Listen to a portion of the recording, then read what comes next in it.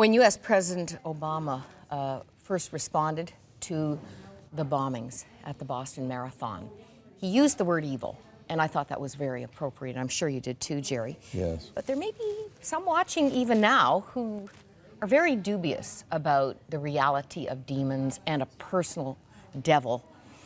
We alluded yesterday to your whole chapter, not only on the existence of demons, but God using demons. Defend your case. Well, God is sovereign, so He's in all control, and He's omniscient, He's all-knowing. But I give on page 116 and 117 7 key ways that God uses demons. One is for physical punishment in hope of restoration. The fornicator in Corinth in 1 Corinthians 5. Lord God told the church, turn him over, let That's him go. right.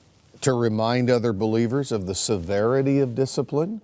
And then thirdly, to reveal the character of true faith during trials, Job.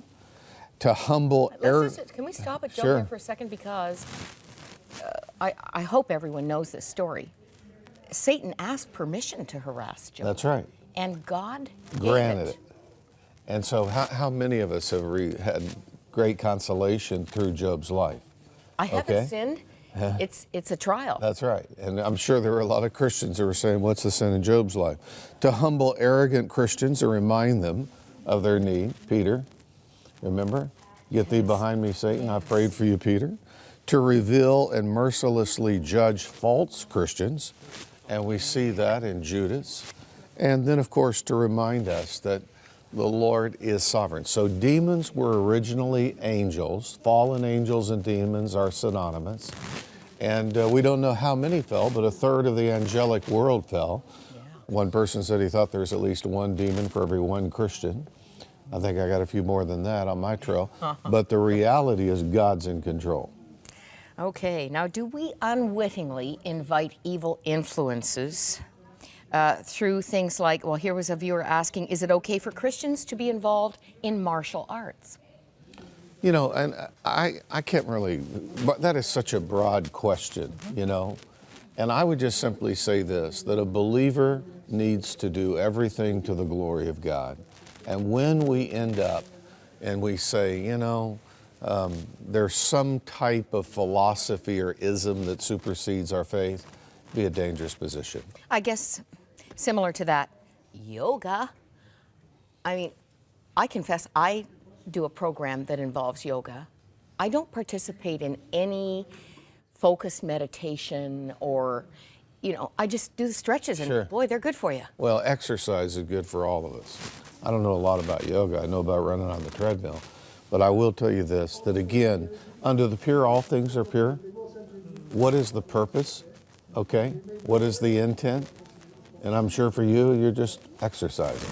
The body needs it. So do I.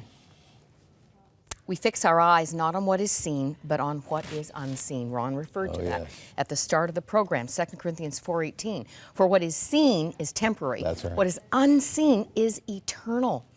So often our frustrations with spouse, coworker, interpersonal relationships mostly, takes all of our focus to that person, and our responses are directed against that person. How do we shift to the real enemy? Well, do you remember Francis Schaeffer said so beautifully that the art of the believer is to hate the sin but love the sinner? That's AA philosophy. Yeah, and I don't know of anyone who said it more eloquently than him. And so when someone's walking in darkness, we need to see them with the eyes of Jesus Christ. But we need to appropriate the authority we have as a Christian. And our authority is not to hold our head down, but hold it up. And as we'll see in just a few moments, you can use that sword day or night. And if you're like what my aunt did, she got me memorizing 1,000 verses by the age of 18. She super equipped me for the future. So I'm a big word person. Oh, You know, I think that's the whole key. You know, you said it so eloquently yesterday, and here's a viewer responding to your comments yesterday. I always have trouble with anxious thoughts and thoughts in general, and I'm trying with God's help to overcome them. And listening to Jerry this morning reminded me that the more time I spend in God's Word, even memorizing, ouch my brain, she says, the more success I will have. I brought these two hats, and can we get in on these? The reality is you can't wear them both at once. Jerry, I'm sure you'd agree. I mean, you may have wakened up with this today. Isn't that little gremlin on there? I have an attitude. But I am a daughter of the King. That's right. And this is the main target of the enemy. And the father sets the tone, eh? Did you hear I said A as an American?